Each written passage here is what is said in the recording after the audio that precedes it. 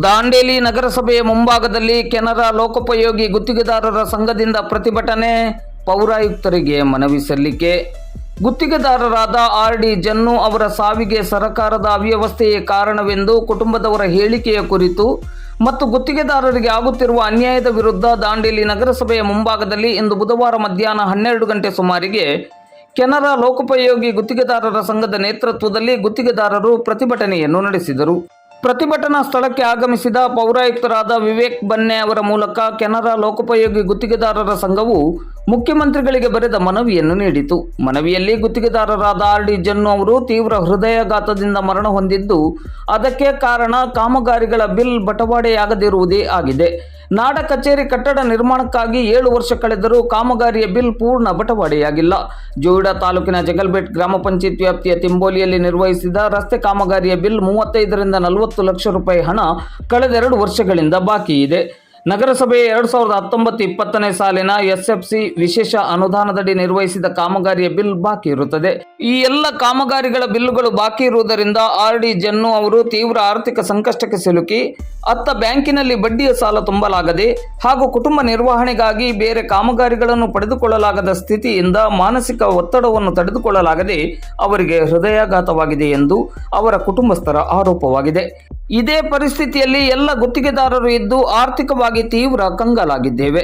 ಹಾಗಾಗಿ ಮುಂದಿನ ದಿನಗಳಲ್ಲಿ ಇಂತಹ ಘಟನೆಗಳು ಮರುಕಳಿಸಬಾರದು.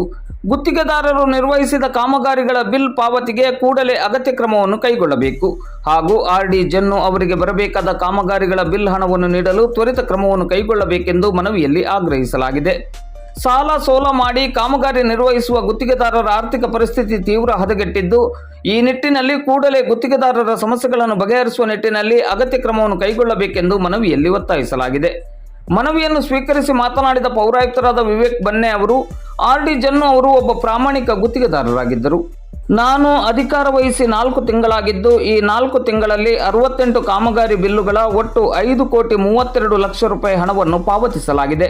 ಇವತ್ತು ನೀಡಿದ ಮನವಿಯನ್ನು ಸರ್ಕಾರಕ್ಕೆ ಕಳುಹಿಸಲಾಗುವುದು ಹಾಗೂ ನಾನು ವಿಶೇಷ ಪ್ರಯತ್ನ ಮೀರಿ ಗುತ್ತಿಗೆದಾರರ ಸ್ಥಳೀಯವಾಗಿರುವ ಸಮಸ್ಯೆಗಳಿಗೆ ಸಕಾರಾತ್ಮಕವಾಗಿ ಸ್ಪಂದಿಸುವುದಾಗಿ ಭರವಸೆಯನ್ನು ನೀಡಿದರು. ಈ ಸಂದರ್ಭದಲ್ಲಿ ಆರ್.ಡಿ. ಜನ್ನು ಅವರ ಪತ್ನಿ, ಪುತ್ರಿ ಹಾಗೂ ಕೆನರಾ ಲೋಕೋಪಯೋಗಿ ಗುತ್ತಿಗೆದಾರರ ಸಂಘದ ಅಧ್ಯಕ್ಷರಾದ ಎನ್. ಶಶಿಧರನ್, ಪ್ರಧಾನ ಕಾರ್ಯದರ್ಶಿ ಬಿ.ಎಲ್. ಲಮಾಣಿ, ಕೋಶಾಧಿಕಾರಿ ಸುಧಾಕರ್ ರೆಡ್ಡಿ, ಸಂಘಟನಾ ಕಾರ್ಯದರ್ಶಿ ಆರ್.ಸಿ. ದೇವಾನಂದ್, ಸಹ ಕಾರ್ಯದರ್ಶಿಗಳಾದ ಎಸ್.ಎನ್. ಪಡುಕೋಣೆ, ಟಿ. ಆನಂದ್ ಮಾಧವನ್ ಹಾಗೂ ಸಂಘದ ಪದಾಧಿಕಾರಿಗಳು ಮತ್ತು ಸದಸ್ಯರು ಉಪಸ್ಥಿತರಿದ್ದರು.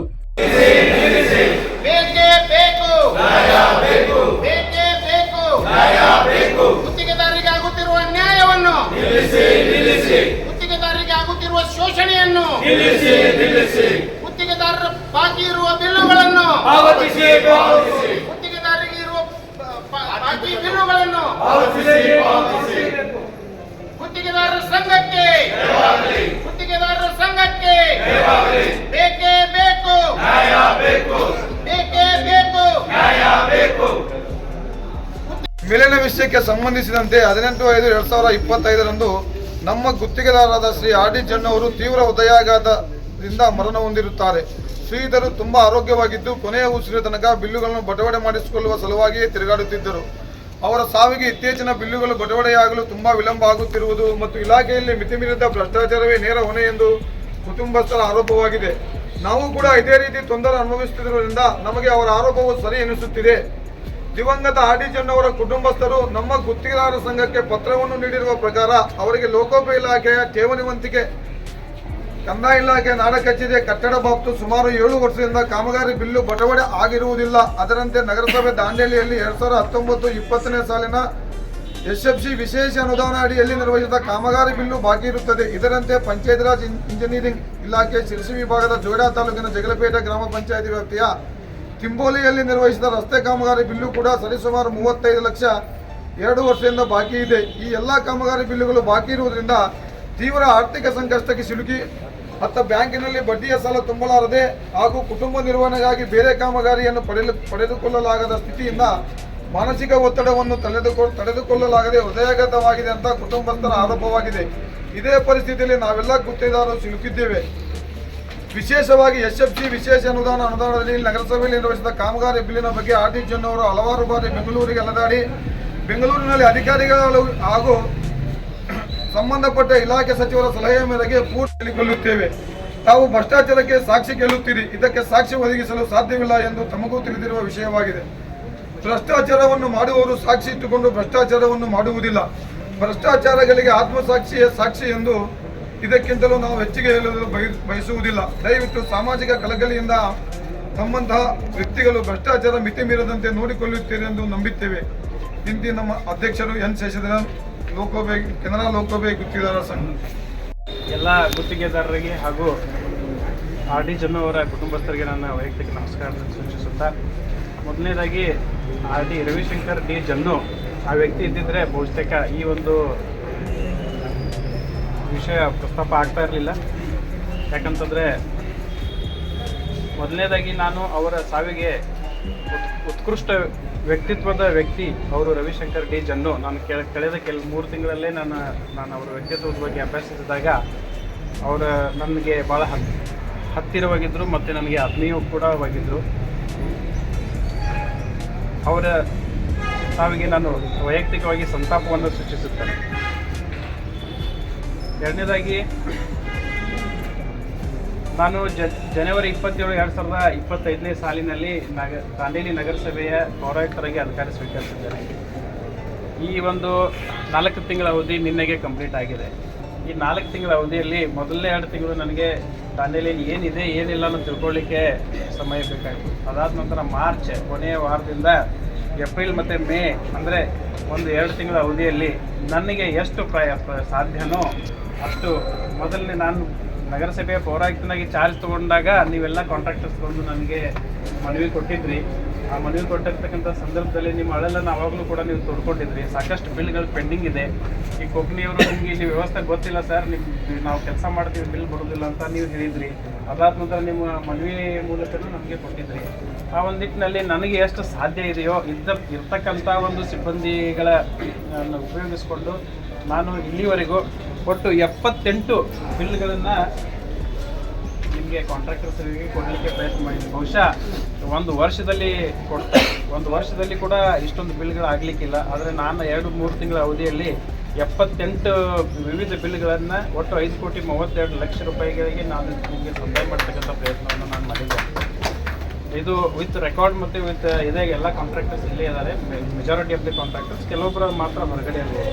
ಎರಡನೇದಾಗಿ SFC ವಿಶೇಷ ಅನುದಾನ ಏನಿದೆ 2019-20 ಸಾಲಿನಲ್ಲಿ ತಮಗೆ ಸ್ಯಾಂಕ್ಷನ್ ಅಲೋಕೇಶನ್ ಆಗಿತ್ತು. ಬಟ್ ಕಾರಣಾಂತರಗಳಿಂದ ಅದು ಅನುದಾನ ಸರ್ಕಾರದಿಂದ ನಮಗೆ ರಿಲೀಸ್ ಆಗಿಲ್ಲ. ರಿಲೀಸ್ ಆದ ತಕ್ಷಣ ನಾವು ನೋಡಿದ್ವಿ, ಟ್ರೆಜರಿಗೆ ಜಮಾ ಆಗಲಿಕ್ಕೆ ಸುಮಾರು 15-20 ದಿವಸಗಳ ಕಾಲ ತೊಗೊಂಡಿತ್ತು. ಅದಾದ ನಂತರ ಫೈಲನ್ನು ಕ್ರಿಯೇಟ್ ಮಾಡಲಿ, ಟ್ರೆಜರಿಗೆ ಪ್ರೊಸೀಜರ್ ಮುಗಿಸ್ಲಿಕ್ಕೆ ಒಂದು 15 ದಿವಸ ಹೆಚ್ಚು ಕಡಿಮೆ ಆಗಿರ್ಬೋದು. 1 ತಿಂಗಳ ಅವಧಿಯಲ್ಲಿ ನಾನು ಕೊಡಲಿಕ್ಕೆ ಪ್ರಯತ್ನ ಮಾಡಿದ್ದೀನಿ. ಇವತ್ತಿನ ದಿವಸಕ್ಕೆ SFC ಸ್ಪೆಷಲ್ 1 ಕೋಟಿ ರಿಲೀಸ್ ಆಗಿತ್ತು. 1 ಕೋಟಿ ಅನುದಾನವನ್ನು ನಾವು ಆಲ್ರೆಡಿ ಆ ಗುತ್ತಿಗೆದಾರರಿಗೆ ನೀಡಲಿಕ್ಕೆ ಪ್ರಯತ್ನ ಮಾಡಿದ್ದೀನಿ. ನಿಮ್ಮೆಲ್ಲರಿಗೂ ಗೊತ್ತಿದೆ ಆತ್ಮೀಯರೇ, ಬಹುತೇಕ ಹೆಚ್ಚಿನ ಪ್ರಮಾಣದ ಬಿಲ್ಗಳನ್ನು ನಾನು ಕೊಡ್ತಾ ಇದ್ದೀನಿ. ನನ್ನ ಪ್ರಯತ್ನವನ್ನು ನಾನು ಮಾಡ್ತಾ ಇದ್ದೇನೆ.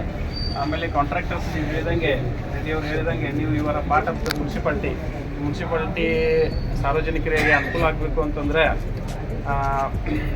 ನೀವು ಕೂಡ ಯಾವ ರೀತಿ ನಮ್ಮ ಸಿಬ್ಬಂದಿಗಳು ಸರ್ಕಾರದ ನೌಕರರಿದ್ದಾರೆ ಅದೇ ರೀತಿ ನೀವು ಕೂಡ ಸರ್ಕಾರದ ಒಂದು ಟೈಪ್ ಆಫ್ ಪ್ರತಿನಿಧಿಗಳೇ. ನಿಮ್ಮ ಕಡೆಯಿಂದ ಸಾಕಷ್ಟು ಸರ್ಕಾರಕ್ಕೆ ಅನುಕೂಲ ಆಗ್ತದೆ, ನಿಮ್ಮಿಂದ ಸಾರ್ವಜನಿಕರಿಗೆ ಅನುಕೂಲ ಇದೆ. ಈ ಒಂದು ನಿಟ್ಟಿನಲ್ಲಿ ನಿಮ್ಮ ಬಗ್ಗೆ ಏನು ಕಾಳಜಿ ವಹಿಸಬೇಕು ಮುಂದಿನ ದಿನಮಾನಗಳಲ್ಲಿ ನಾನು ವಹಿಸ್ತೇನೆ. ಅದಕ್ಕೆ ನಾನು ಸದಾ ಸಿದ್ಧನಾಗಿದ್ದೇನೆ. ನನ್ನ ಅವಧಿಯಲ್ಲಿ ಯಾವುದೇ ಇಂಥ ಸಂದರ್ಭಗಳು ಒದಗಿ ಬರದೇ ಇರತಕ್ಕಂಥ ಮುಂದಿನ ದಿನಮಾನಗಳು ನೋಡ್ತಕ್ಕಂಥ ಜವಾಬ್ದಾರಿನ ನಾನು ವಹಿಸ್ಕೊಳ್ತೀನಿ ಅಂತಕ್ಕಂಥ ಮಾತನ್ನು ತಮ್ಮಲ್ಲಿ ಹೇಳಲಿಕ್ಕೆ ಬಯಸ್ತೇನೆ. ಸನ್ಮಾನ್ಯ ಶಾಸಕರಿಗೆ ನಾವು ಈ ವಿಚಾರವನ್ನು ನಾವು ಗಮನಕ್ಕೆ ತಗೊಂಡು ಬಂದ್ವಿ. 3.5 ಕೋಟಿ ರೂಪಾಯಿ ವರ್ಕ್ ಆಗಿದೆ ನಮ್ಮದು. ಅದರಲ್ಲಿ 1 ಕೋಟಿ ಮಾತ್ರ ರಿಲೀಸ್ ಆಗಿದೆ. ಕಳೆದ 3 ವರ್ಷಗಳಿಂದ ಕಾಂಟ್ರಾಕ್ಟರ್ಗೆ ತೊಂದರೆ ಆಗ್ತಾ ಇದೆ ಅಂತ ಹೇಳಿದಾಗ ಸನ್ಮಾನ್ಯ ಶಾಸಕರು ನನಗೆ ಒಂದು ಪ್ರಸ್ತಾವನೆ ಸಲ್ಲಿಸಲಿಕ್ಕೆ ಹೇಳಿದರು. ಆ ಪ್ರಸ್ತಾವನೆಯನ್ನು SFC ಅನುದಾನ ಬಿಡುಗಡೆ ಮಾಡಬೇಕು ಅಂತ ನಾನು ಸಲ್ಲಿಸಿದ್ದೇನೆ. ಅದರ ಕಾಪಿಯನ್ನು ಸನ್ಮಾನ್ಯರಿಗೆ ಕೊಟ್ಟಾಗ ಅವರು ಅದರ ಮೇಲೆ ತಮ್ಮ ಒಂದು ರೈಟಿಂಗ್ ಮಾಡಿ ಸಂಬಂಧಿಸಿದ ಇಲಾಖಾ ಸಚಿವರಿಗೂ ಕೂಡ ಮನವಿನ ಸಲ್ಲಿಸಿದ್ದಾರೆ. ಮನವಿ ಸಲ್ಲಿಸುವುದರ ಜೊತೆಗೆ ಪರ್ಸನಲಿ ಅವರಿಗೆ ಫೋನ್ ಮಾಡಿ ನನ್ನ ಮುಂದೆ ಮಾತಾಡಿದ್ದಾರೆ. ಕೆಲವೇ ದಿನಗಳಲ್ಲಿ ಬಿಡುಗಡೆ ಆಗ್ತಕ್ಕಂಥ ಸಂಭವ ಇದೆ. ಸರ್ಕಾರ ಕ್ರಮ ಕೈಗೊಳ್ಳಲಿಕ್ಕೆ ನಾವು ಕೂಡ ಪ್ರಯತ್ನ ಮಾಡ್ತೇವೆ.